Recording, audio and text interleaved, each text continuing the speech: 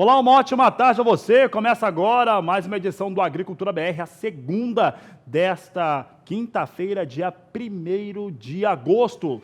E você já sabe, o Agricultura BR você acompanha pelo canal do Boi, pelas parabólicas em todo o Brasil, também pelas TVs por assinatura, como TV Claro e NET, e acompanha no YouTube, no Facebook e, claro, também aqui no Mato Grosso do Sul, sinal aberto pela TV Imaculada Conceição. Então, você está conosco, você está no Agricultura BR. E essa edição do Agricultura BR eu vou falar sobre assuntos e temas da maior importância. Entre elas, a questão dessa crítica que está sendo feita sobre a produção de soja em algumas regiões do Brasil. Crítica sem nenhum tipo de volume, qualquer tipo de conhecimento ou qualquer coisa que o valha. Você vai entender por que isso está acontecendo e principalmente a defesa sobre a questão. Você acompanha nessa edição do Agricultura BR informações sobre o glifosato e por que ele é tão fundamental para a produção agrícola. O produtor rural sabe muito bem disso, mas é importante que essas informações elas sejam disseminadas pela população no geral, para que pare de ganhar tanto espectro essa crítica também que há sobre a utilização de um dos produtos que, quando bem utilizado, garante vida. Não só por conta da produção de alimentos, mas a garantia das pessoas conseguirem ter acesso a eles. Se não fosse glifosato, provavelmente boa parte da população mundial já estaria em situação de fome. O Agricultura BR fala também sobre questões ligadas à pecuária. Taxa de juros também é assunto aqui na Agricultura BR. Caiu taxa nos Estados Unidos nesta última quarta-feira e o dia encerrou com o Comitê de Política Monetária Nacional do Brasil surpreendendo e derrubando a taxa básica brasileira de juros em 0,5%. Você vai entender como que isso influencia o mercado. Tem ainda mercado físico, mercado futuro e muito mais. São os destaques aqui do Agricultura BR. E olha, produtores de soja do Cerrado brasileiro, principalmente na fronteira agrícola, composta por Mato Piba, Maranhão, Tocantins, Piauí e Bahia, têm reclamado bastante dessa condição que está sendo posta agora em relação à soja produzida no Cerrado. O fato, e você que está nessa região e quem produz soja, é que muitos têm conseguido ganhar mídia, ganhar espaço e falar uma série de situações e bobagens, posso falar isso também, posso afirmar, uma série de bobagens têm sido ditas em relação à produção no Cerrado brasileiro. Você vai ver agora na reportagem de Saulo Lopes como que isso tem sido discutido na capital federal. A reunião foi no Ministério da Agricultura. Representantes das associações produtoras de soja buscam garantias do governo federal que possibilitem a produção e investimentos. A carta de Palmas, entregue à ministra Tereza Cristina, mostra que o Cerrado não sofre ameaças de desmatamento com o plantio da soja. Segundo estudos que embasaram o documento, a região dos 4 estados, Mato Piba, Maranhão, Tocantins, Piauí e Bahia, está 72% preservado e a agricultura ocupa apenas 5% da sua área. Essa polêmica acontece exatamente no momento em que o Brasil pode se tornar líder mundial das exportações de soja, superando os Estados Unidos. A previsão nacional da safra brasileira 2019-2020 é de 123 milhões de toneladas. Você não sabe qual que é a intenção dessas empresas, qual foi o compromisso que eles fizeram lá, o que eles estão ganhando com isso. Eles devem estar ganhando em cima do produtor rural. Então, esse desenvolvimento, e agora essa vez do Brasil, ela não pode ser abafada por uma política de empresas que querem ganhar, ter seus lucros avantajados e tirando o produtor da competitividade, tirando a produção brasileira da competitividade. Então isso tem que ser revisto, acredito eu que esses órgãos têm que reconhecer a nossa legislação e sair dessa moratória, de todas as moratórias. Moratória da Amazonas e a possível moratória do Cerrado. Esse é o nosso pedido e nós vamos trabalhar para isso. Ainda segundo os produtores de soja do Cerrado, os estudos que embasam a Carta de Palmas são da Embrapa, Empresa Brasileira de Pesquisa Agropecuária. De Brasília, Saulo Lopes. A Agricultura BR destaca algumas informações importantes. O Brasil é o maior exportador que embarca soja desde a campanha 2014-2015, isso utilizando os números do Departamento de Agricultura norte-americano, que é o órgão que tem o maior reconhecimento mundial. Então, desde a campanha 14-15, Brasil é o maior exportador. O que deve acontecer agora, nessa safra 2019-2020, é o Brasil bater os Estados Unidos na produção. Deve ser a primeira safra na qual o Brasil terá uma produção superando a norte-americana. Fala agora a respeito das ações da Embrapa e também da Emater, lá no estado do Paraná, que tem conseguido trabalhos muito interessantes no desenvolvimento da oleaginosa. Quem traz os destaques aqui no Agricultura BR é o repórter Mauro Andrade. Está acontecendo hoje aqui na Embrapa Soja de Londrina um encontro técnico entre a Emater e a Embrapa. Nelson Harger é diretor técnico da Emater e eu vou conversar com ele para saber, Nelson, quais são as novidades que vocês estão trazendo aqui nesse encontro hoje? É um treinamento para os extensionistas de campo, mas mais um ano a gente está entregando os resultados para a sociedade, os trabalhos realizados a campo, em manejo de pragas, manejo de doença, inoculação, co-inoculação e manejo de solos. No caso de manejo de pragas, a gente fez uma tabulação dos resultados dos últimos 6 anos e caracterizam o que a gente já esperava. Aqueles agricultores que acompanham suas lavouras semanalmente, de forma constante e aplicam com critérios técnicos, entram com inseticidas no momento certo, quando precisa, sem perda de produtividade, acabam reduzindo muito o uso de inseticidas. Isso é mais dinheiro para o agricultor no bolso.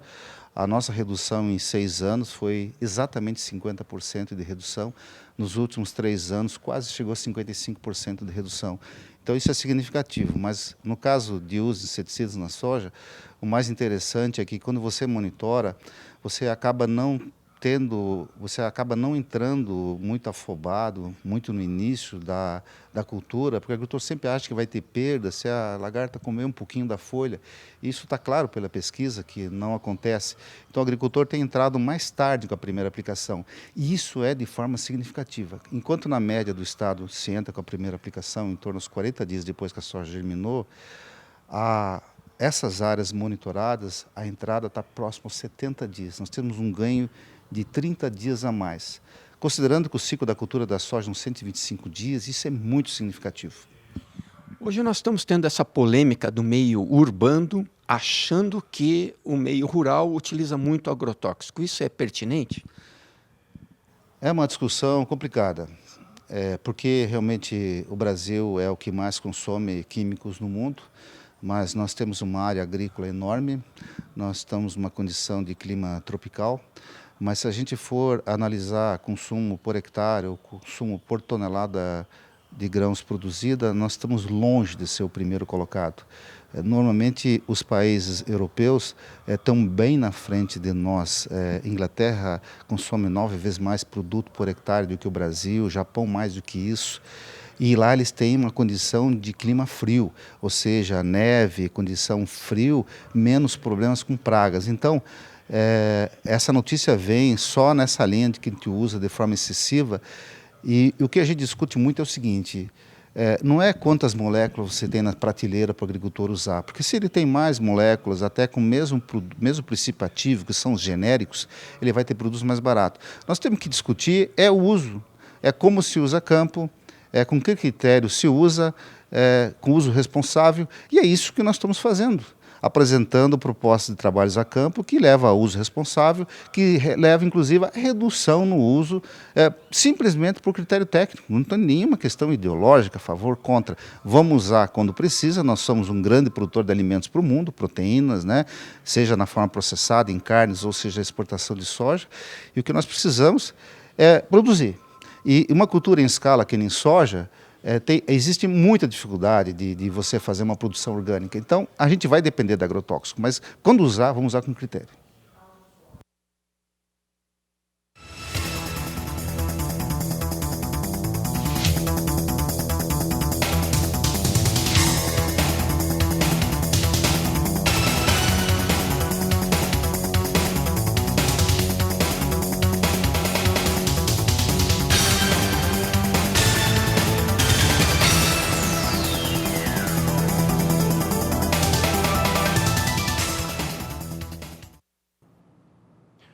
Agricultura BR agora segue falando de soja, mas no cenário internacional. Como você sabe, tradicionalmente, nas quintas-feiras, o Departamento de Agricultura norte-americano divulga o seu relatório de vendas e exportações.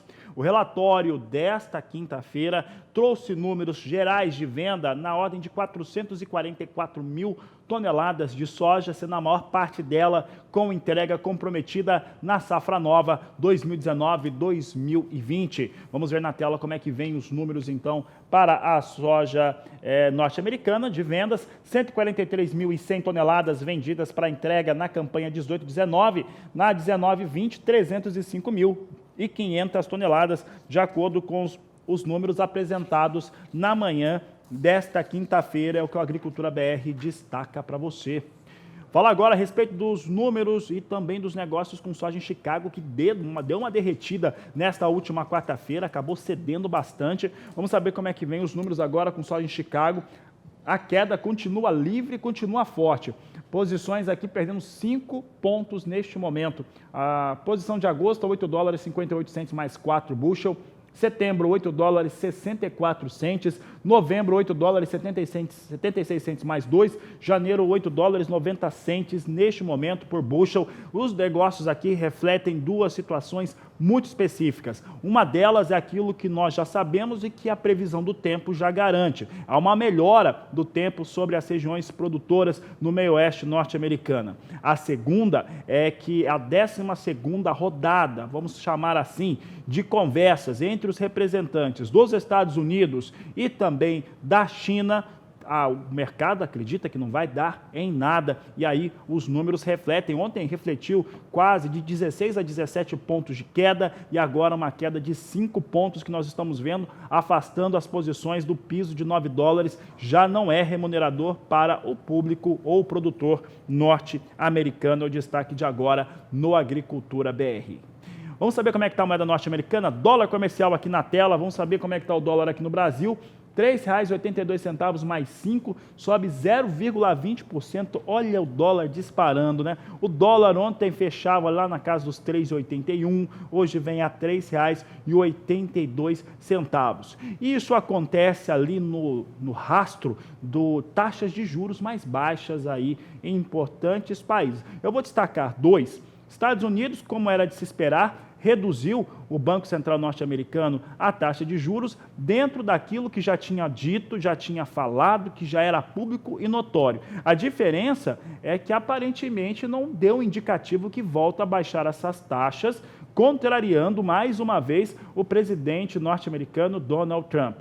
Aqui no Brasil, sim, houve surpresas. Aqui no Brasil, a taxa de juros caiu. Enquanto que a expectativa, a taxa básica de juros era uma queda ali de 0,25, caiu mais, caiu o dobro disso, caiu 0,5%. E a taxa brasileira de juros agora, se eu não estou enganado, a produção está falando comigo aqui no ponto, que é a menor dos últimos 33 anos, nós não temos uma taxa como essa e com viés de queda, deve voltar a recuar essa taxa de juros. Eu conversava com o meu colega Walter Pulga por telefone hoje e ele estava explicando que outros países têm feito o mesmo no mundo todo e ele conta essa história e como que o impacto dessas taxas de juros mais baixas. Walter Pulga está aqui comigo. Pulga, boa tarde, seja bem-vindo. Taxas caindo, como é que isso está se refletindo no Brasil, além desse dólar aqui subindo a 3,82 nesta quinta-feira?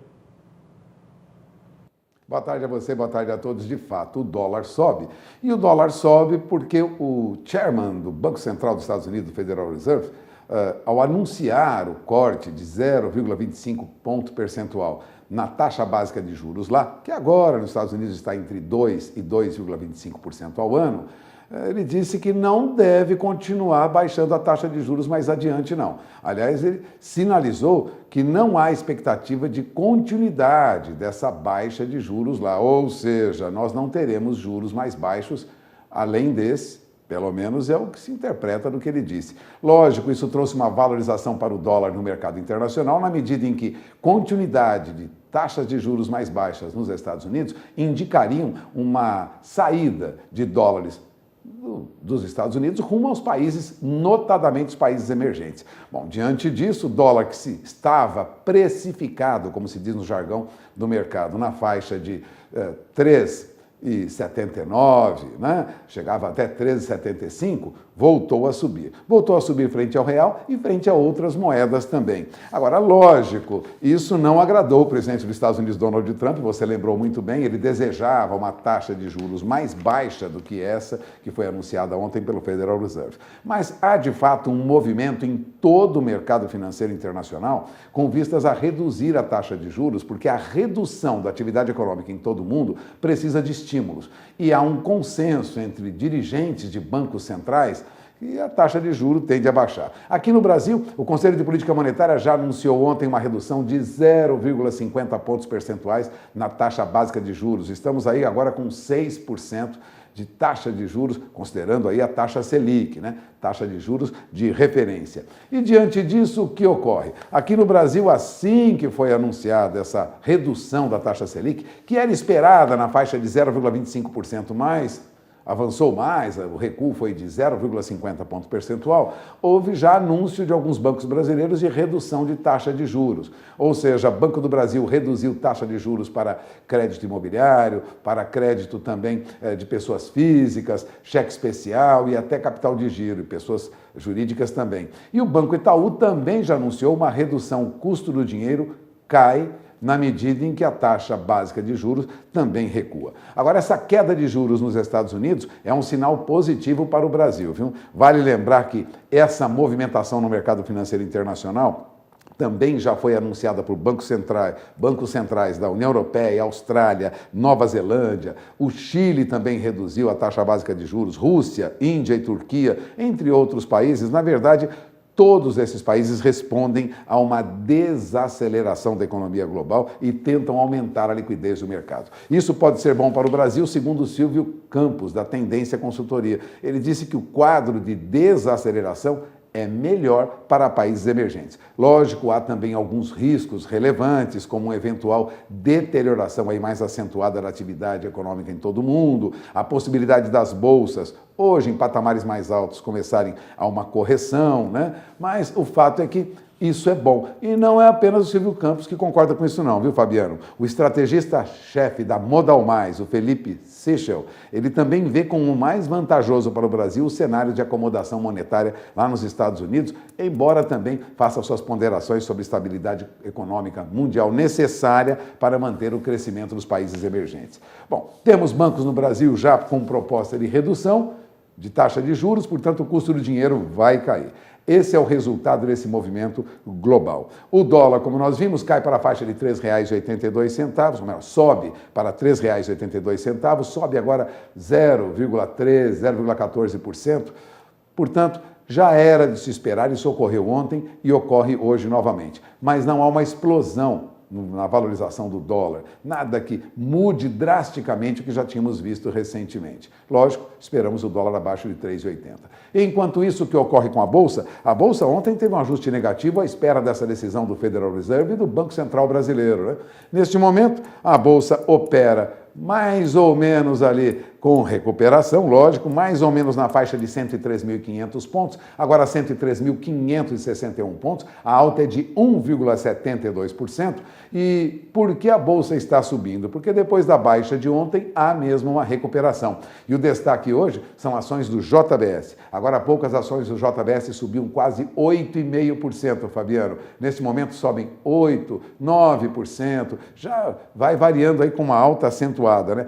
De outro lado, nós temos também alguma movimentação de baixa para papéis do agronegócio voltados ao setor de papel e celulose. Então, Suzano e Klabin perdem hoje na Bolsa, estão entre as maiores baixas. Mas JBS dispara, tem uma alta acentuada agora há pouco, quase 8,5%, e a perspectiva é de que nosso índice Bovespa avance hoje. Vale lembrar também que a taxa de juros negociada no mercado futuro vem cedendo, viu? Durante a nossa programação e durante os próximos dias você terá mais informações sobre a redução da taxa de juros para quem procura financiamento, para quem usa crédito em banco. É com você, Fabiano. Tá certo, Walter Pulga, obrigado pela participação. Daqui a pouco o Pulga volta falando um pouco de café, principalmente. Mas esse posicionamento do Pulga, aliás, produtor de café, daqui a pouco o Pulga vai falar conosco aqui uma informação positiva em termos de preço de café. Então, assim, uma visão de futuro em curto prazo melhor do que essa que nós estamos vivendo agora. Mas, de qualquer maneira, o que nós temos neste momento é o dinheiro, né, o acesso a ele, acesso a financiamentos, ficando mais baratos no Brasil. Significa que a possibilidade de investimento começa a crescer e isso, claro, que é um benefício para a economia nacional.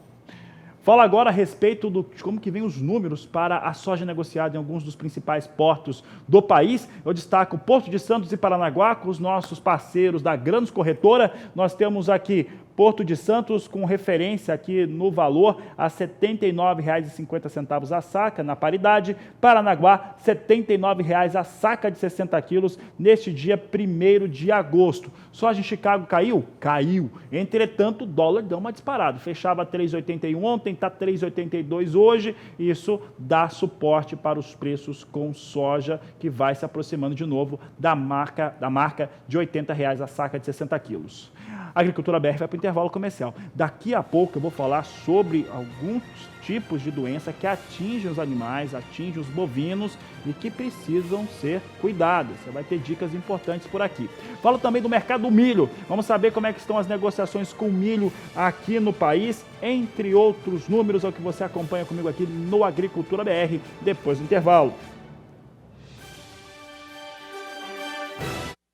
Agricultura BR de volta e o assunto por aqui agora é o mercado do milho. Vamos falar do milho no cenário nacional e também internacional. Vamos saber como é que vem os valores para a referência do milho aqui no Brasil. Preço de paridade no porto é o que você tem comigo. A gente viu soja há pouco, vamos ver o milho. Milho agora R$ 37,00 a saca em Santos, veja que recua. Nós tivemos a queda de R$ 1,00 na saca no Porto de Santos entre quarta e quinta-feira. Paranaguá perdendo um pouco mais, perde R$ 2,00, vindo para R$ 36,00 a saca de 60 quilos. É o destaque que eu trago agora para os valores relacionados ao milho negociado no Porto de Santos e Paranaguá. Vamos ver comigo agora como é que estão as cotações para milho aqui no Brasil.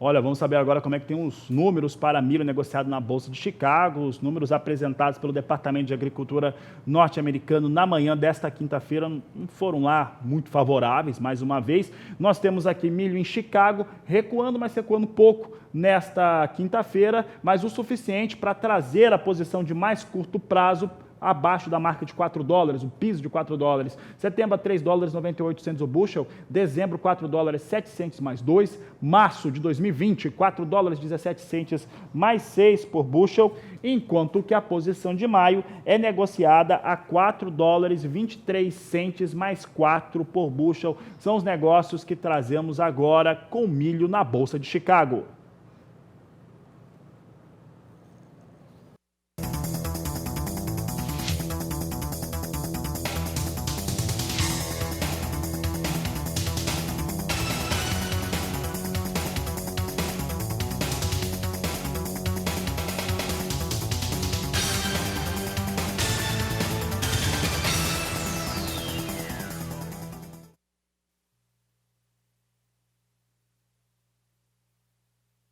Agora, a esperada super safra brasileira de café em bienalidade negativa não aconteceu.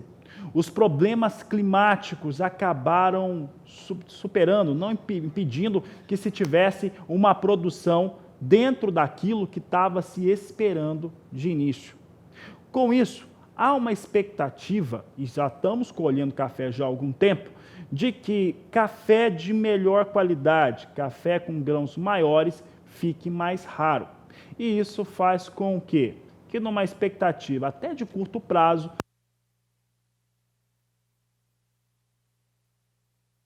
o Vegro, que foi entrevistado pelo Walter Puga Júnior e que você acompanha agora.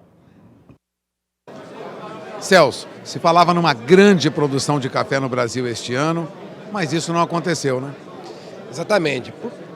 A grande produção vinha até, paradoxalmente, num ano de baixa. Então era uma grande produção de um ano de baixa, né? Que era uma causa inédita na história da produção de café no Brasil.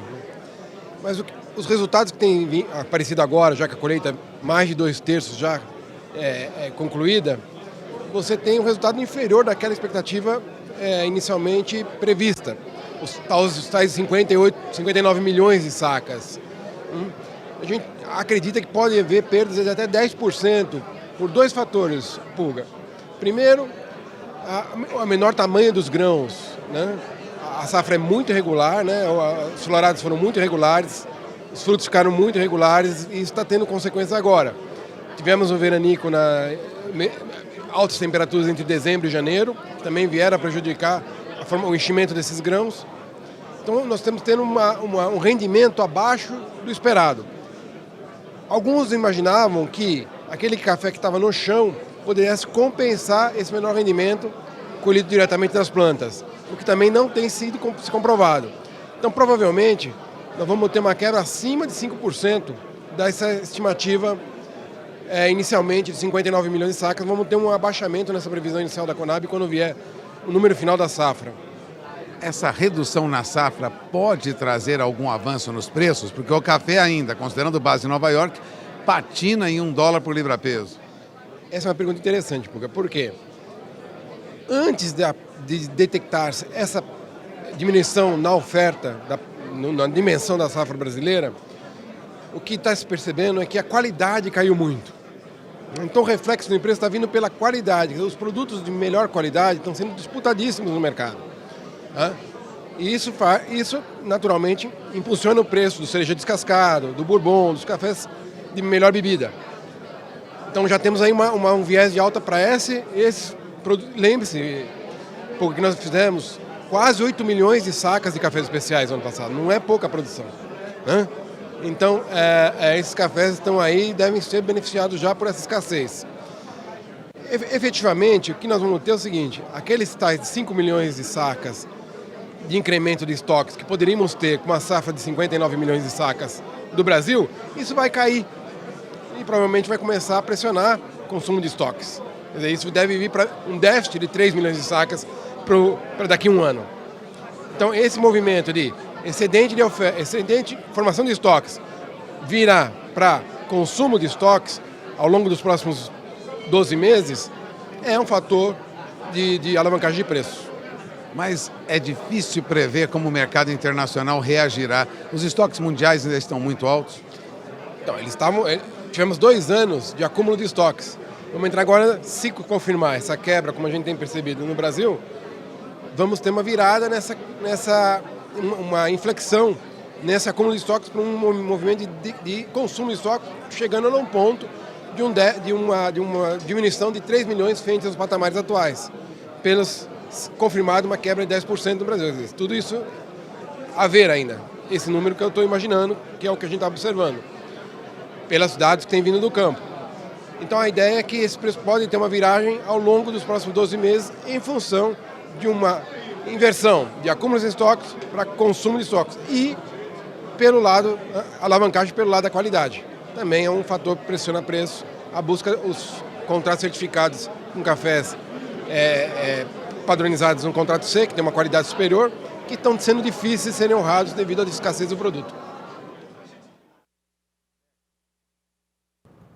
Aí o Celso traz um ponto de vista dos mais interessantes e uma perspectiva melhor para o cafeicultor. O que acontece? Olha, todo produtor cafeicultor brasileiro foi atingido pelo fator climático. Isso não há dúvida disso, principalmente em Minas Gerais, que é o maior produtor de café arábica do Brasil e do mundo. Tá? Então, Minas Gerais tem áreas. Alguns produtores mandaram mensagens, vídeos. Vocês lembram da geada? Né? Mandaram com uma situação muito, muito ruim. Né? Os levantamentos, pelo menos pessoais, nas fazendas eram péssimos, perdas realmente muito ruins. E é claro que, mesmo que na média não tenha sido tudo aquilo, a perda aconteceu. Então, a perda acontece em 2 aspectos, tanto de produtividade, que resulta numa produção menor, quanto também na qualidade do grão.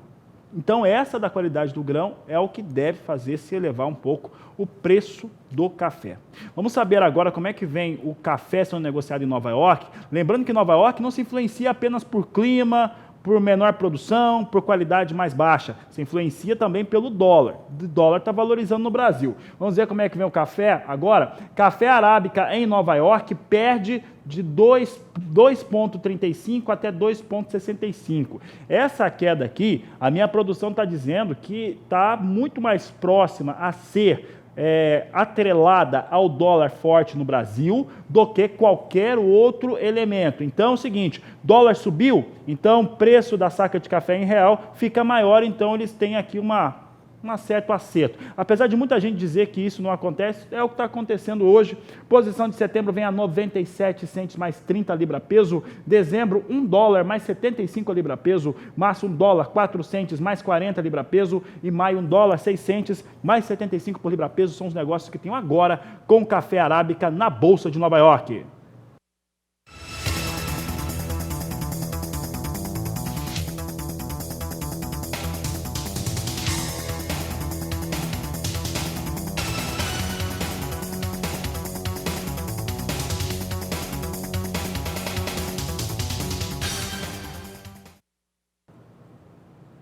Vamos falar de café robusto agora. Café robusto negociado na Bolsa de Londres. Nós trazemos as posições negociadas rapidamente, você acompanha comigo. Queda também em Londres, a queda vai entre 2,3% até 2,7%.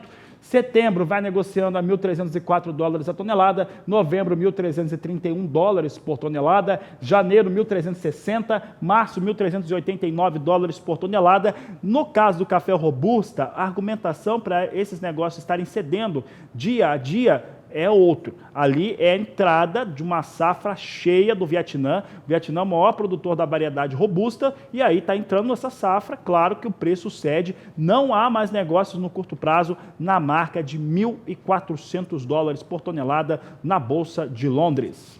A Agricultura BR vai para mais um intervalo comercial. Daqui a pouco você tem mais informações por aqui, destaques do agronegócio brasileiro. Aproveite que nós vamos para o intervalo para mandar mensagem para nós. Eu quero foto, vídeo aí da sua fazenda, da sua produção. Mostra o que você está fazendo, manda aqui para o canal do Boi. O número é 67996562266 e eu volto já.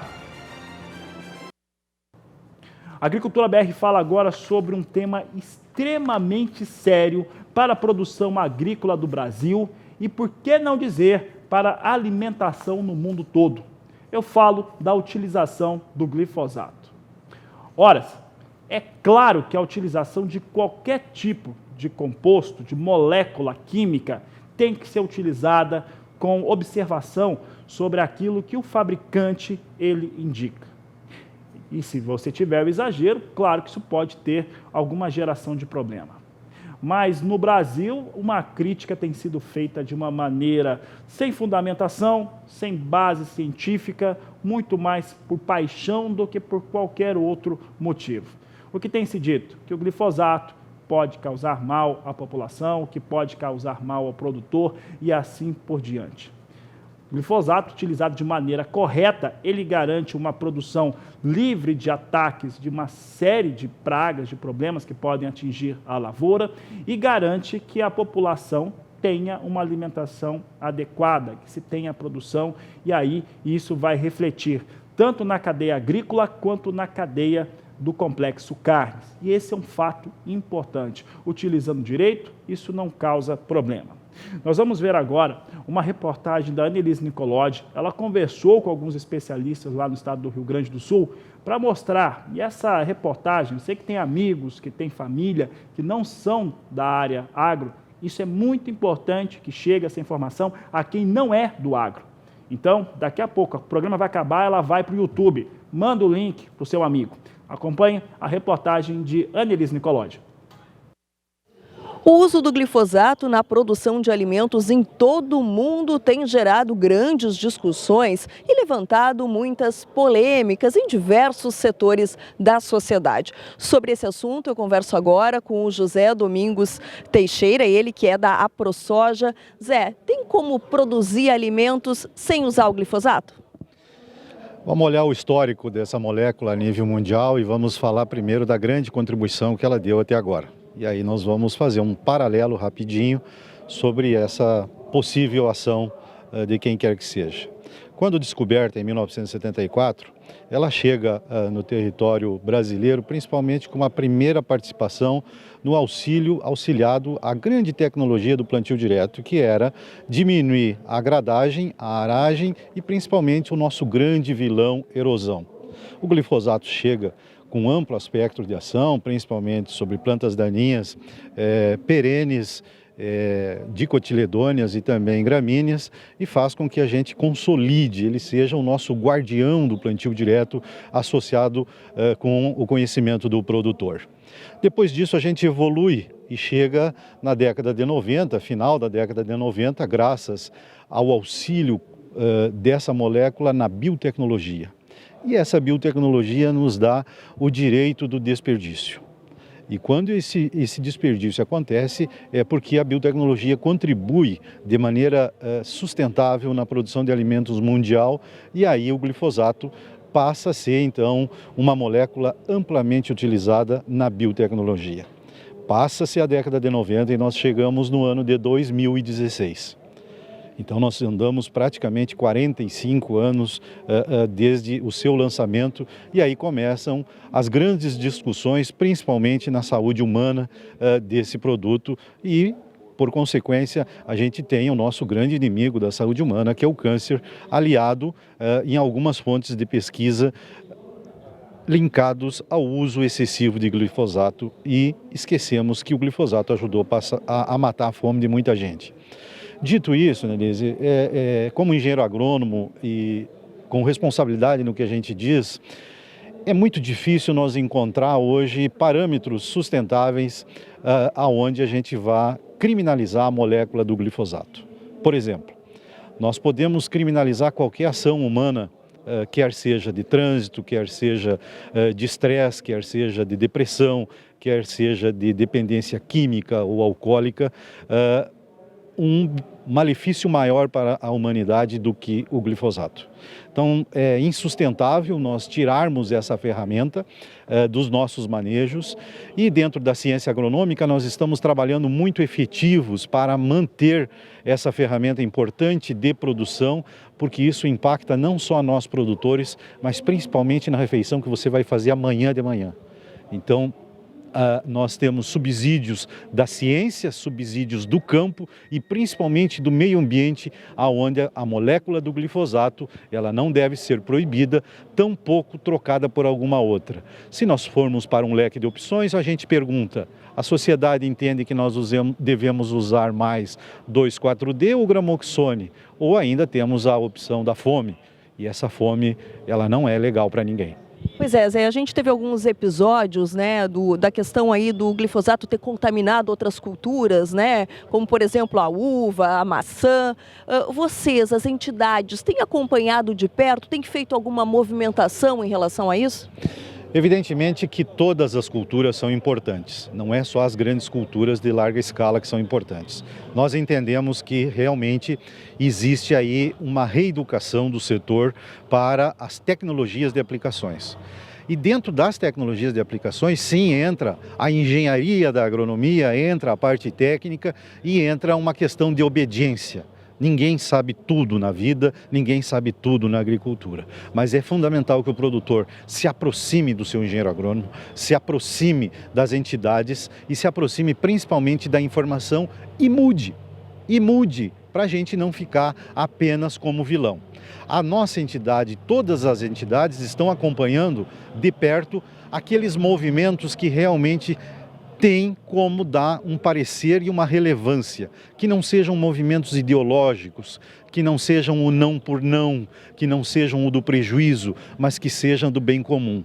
Porque antes de ser produtor e engenheiro agrônomo, eu também sou consumidor e tenho descendentes disso dentro da minha própria casa, assim como todos vocês que estão nos acompanhando. Então a nossa responsabilidade não é com a molécula do glifosato, a nossa responsabilidade é com a sustentabilidade de um setor que envolve muita ciência, que é o caso da agricultura. Tá certo, Zé. Muito obrigada pelas suas informações. Está aí, então, a opinião da AproSoja sobre o uso do glifosato. Do Rio Grande do Sul, Annelise Nicolodi. Vocês entenderam por que eu disse? Essa reportagem da Annelise Nicolodi, com o seu entrevistado, um grande abraço a toda a população do Rio Grande do Sul, já colocando também isso. Mas é o seguinte, quem tem que assistir isso, quem tem que ver, é a população que não é ligada ao agronegócio. Esse é o meu ponto de vista. Por quê? Porque o produtor rural, ele sabe disso. Ninguém está defendendo molécula de glifosato, qualquer coisa, mas sim a sobrevivência, a produção no campo.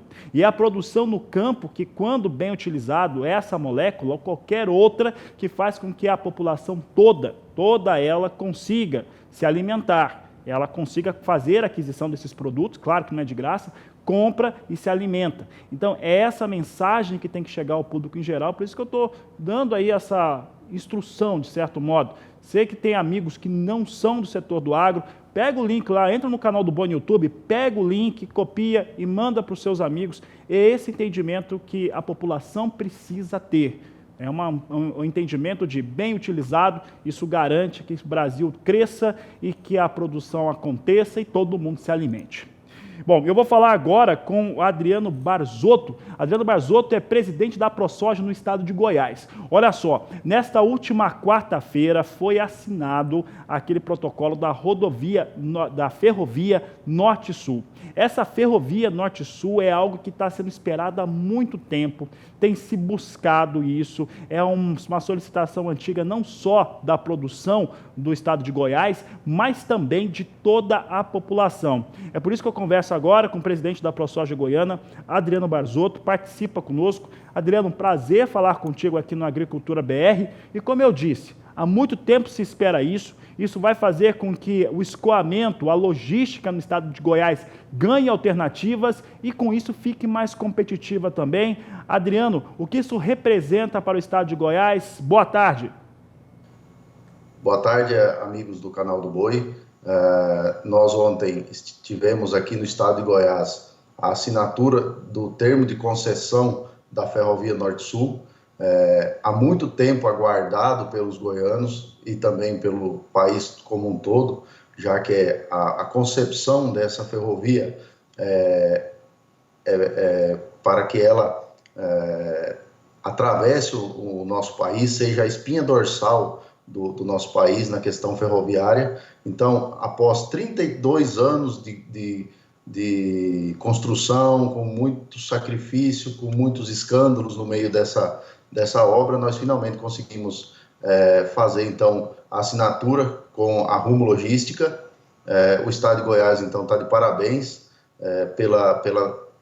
pelo empenho nesse assunto que é a logística do estado. Nós sabemos que o estado de Goiás, no longo prazo, ficará com a logística mais deficitária do país, já que o norte, Mato Grosso e o centro-norte vai conseguir fazer as exportações através de hidrovias, o sul do país através também do Porto de Santos e Paranaguá, e o estado de Goiás estava ficando para trás nessa questão de logística e transporte. Então, ontem a ferrovia foi assinada, então, esse termo de concessão, e a gente acredita que daremos um salto na questão das exportações, tanto de grãos como também de produtos acabados para os outros estados e também para o nosso país. Tivemos, então, a presença do presidente Jair Bolsonaro, que se empenhou já nesse primeiro momento do mandato, junto com o ministro Tarcísio, para que esse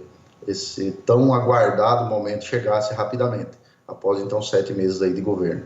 Tivemos a presença da ministra Tereza Cristina, da Agricultura, do ministro Tarcísio dos Transportes, tivemos também o general Heleno presente no estado, o governador do estado de Goiás estava lá, é claro, e a gente se sente muito gratificado e honrado em poder agora usufruir desse novo meio de transporte que se apresentará agora até o final do ano. Adriano, qual é a avaliação da ProSoja de Goiás com a assinatura desta concessão da Ferrovia Norte-Sul? Nós da ProSoja Goiás sempre incentivamos e cobramos a questão logística, tanto na esfera estadual como na esfera federal. A ferrovia vem para trazer uma nova modalidade de negócios. A gente anda por outros países e vê que o trem realmente ele é uma ferramenta muito valiosa na mão de quem precisa transportar. E nós não tínhamos isso daqui, não temos essa tradição no nosso país. Precisamos implantar essa tradição de transporte ferroviário, tanto de máquinas como de produtos industrializados, grãos. Nós teremos aí uma oportunidade de comercializar produtos de baixo volume, por exemplo, uma soja não transgênica, uma soja orgânica, um produto como grão de bico, que a gente está olhando para começar a produzir aqui no estado, ou feijão calpi, ou o próprio feijão mesmo, que não se consegue fechar um navio para exportar. Quando se transporta por container, a facilidade é muito maior, e aí o produtor se sente estimulado a produzir e procurar o mercado, os novos mercados, e levar esses produtos em menor quantidade para o comprador final. Adriano, para encerrar, iniciativas como essa ajudam a produção rural no estado de Goiás ou em qualquer outro estado que aconteçam iniciativas como essas? Ontem foi anunciado também o início do processo de licitação da duplicação da rodovia Belém-Brasília, que começa em Anápolis e vai até Belém. 850 quilômetros serão iniciados já no próximo ano ou em 2021. Então, é importantíssimo nós criarmos essa malha viária de boas condições, de transporte, sem riscos, sem problemas de qualidade na construção. O país necessita, o país grita pela qualidade no seu transporte, e nos parece que esse governo realmente tem a condição e a vontade para que isso seja feito rapidamente. Você pode ter certeza, acontecendo essas iniciativas na questão logística, o setor produtivo vai responder com maior produção, com melhor qualidade de produtos, e o país realmente precisa e espera isso de todos nós. Tá certo, Adriano, obrigado pela sua participação aqui no Agricultura BR. Eu conversei agora com o presidente da ProSoja do estado de Goiás, falando a respeito da assinatura dessa concessão da Ferrovia Norte-Sul, que deve beneficiar uma série de pessoas. Não estou falando só da produção rural não, mas uma série de pessoas que vão atuar, vão trabalhar nessa ferrovia, vão trabalhar para o escoamento, dando mais agilidade, tornando o ambiente todo mais competitivo. Não é só o agro, não, é todo o ambiente mais competitivo nessa iniciativa que envolve uma série de mãos, inclusive o governo federal. A Agricultura BR vai para o intervalo comercial. Daqui a pouco nós voltamos trazendo para você informações a respeito do que vem acontecendo no mercado da soja e do milho também.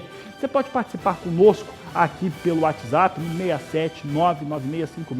67996562266, pelo Facebook ou pelo Twitter. Eu volto já. E olha, vou chamar você agora para falar de um assunto interno que está acompanhando a Agricultura BR pelo canal do Boi, em todas as nossas mídias sociais, no Facebook, no YouTube, na TV Claro, também na NET, você acompanha nas TVs por assinatura, aqui no Mato Grosso do Sul, na TV Imaculada Conceição, sinal aberto para o estado inteiro.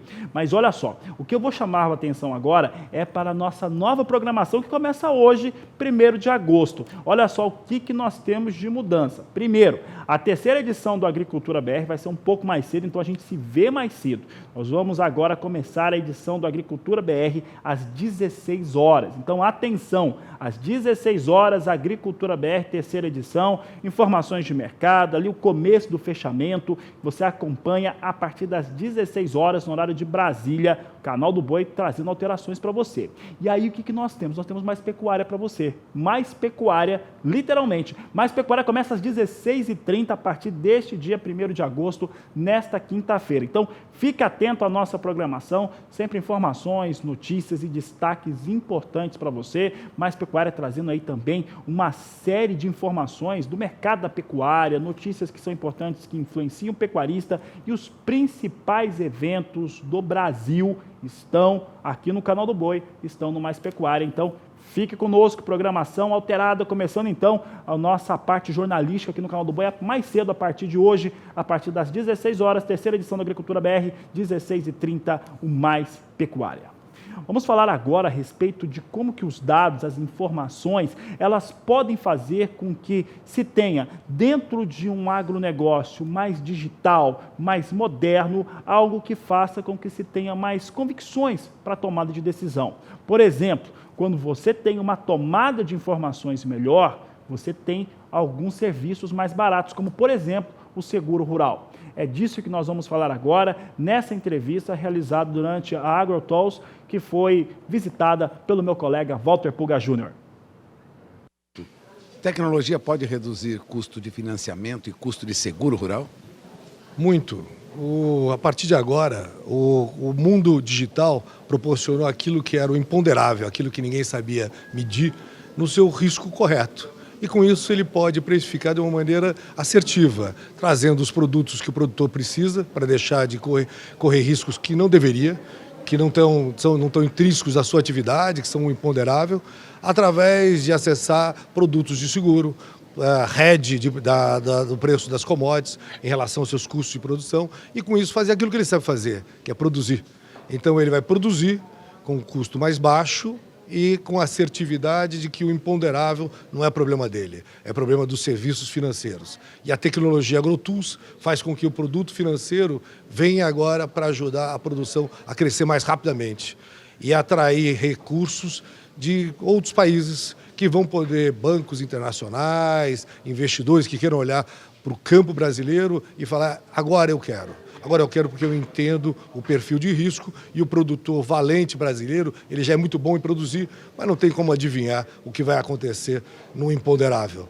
O seguro está para isso, o hedge está para isso, e aí nós vamos ter uma sustentabilidade financeira para o produtor rural. Então a AgroTools traz a tecnologia para trazer o campo dentro da perspectiva correta do seu risco e com isso produzir mais e com melhor assertividade. Nós temos muitas startups com propostas novas para o agronegócio. A AgroTools há anos está na frente de muitas dessas startups que hoje são empresas de ponta.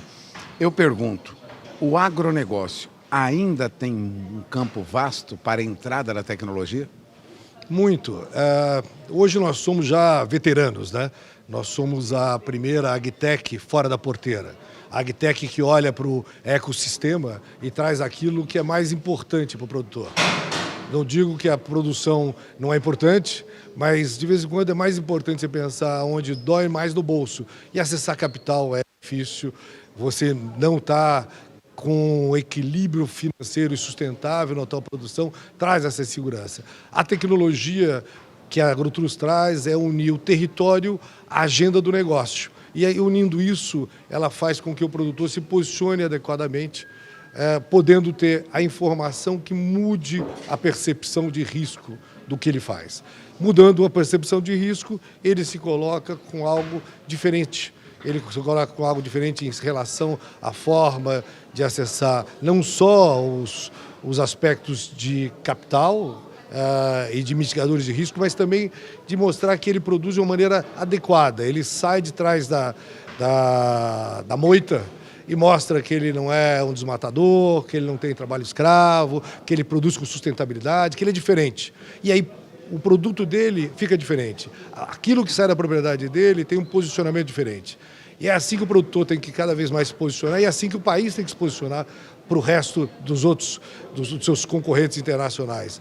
Aqui a gente produz bem, com qualidade, e agora temos que produzir também com uma assertividade maior, dividindo o que é risco, para quem cuida de risco, que são os sistemas financeiros, e produção com eficiência, que é o que nós, brasileiros, sabemos fazer e muito bem. Eu sou pecuarista e fico muito satisfeito de botar o meu sonho em realidade, de estar fazendo esse segundo evento de transformação digital, mostrando que a transformação digital é uma dor que todos nós estamos passando, mas que para tirar o melhor proveito dessa transformação digital é ter coragem, fé e botar em prática. O mundo agora é da inovação, o mundo agora é de assertividade, o mundo agora é de usar dados a seu favor e não contra. Então, o agronegócio brasileiro, ele está se posicionando diferente, ele está se mostrando diferente e agora nós também estamos exportando tecnologia e mostrando o que nós fazemos aqui. Então nós não exportamos só commodities, nós exportamos agora tecnologia brasileira. A Agrotus hoje tem uma participação global das agtechs fora da porteira bastante significativa, com tecnologia brasileira exportada para fora do Brasil, para fora do nosso modelo complexo, porque a inovação ela nasce da diversidade e aqui nós temos muita diversidade, então tem que valer de alguma coisa, né? E vale porque a inovação assertiva ela está mostrando, dando exemplo em outros lugares do planeta. Nós estamos fazendo isso em países que hoje, aqui no passado, jamais a gente imaginaria que estaria exportando tecnologia do agro brasileira aplicada no campo, de como mostrar o território conectado à agenda de negócios. Já sabe, né? Agricultura BR, daqui a pouco, então, às 16 horas, novo horário. A todos uma ótima tarde e até lá!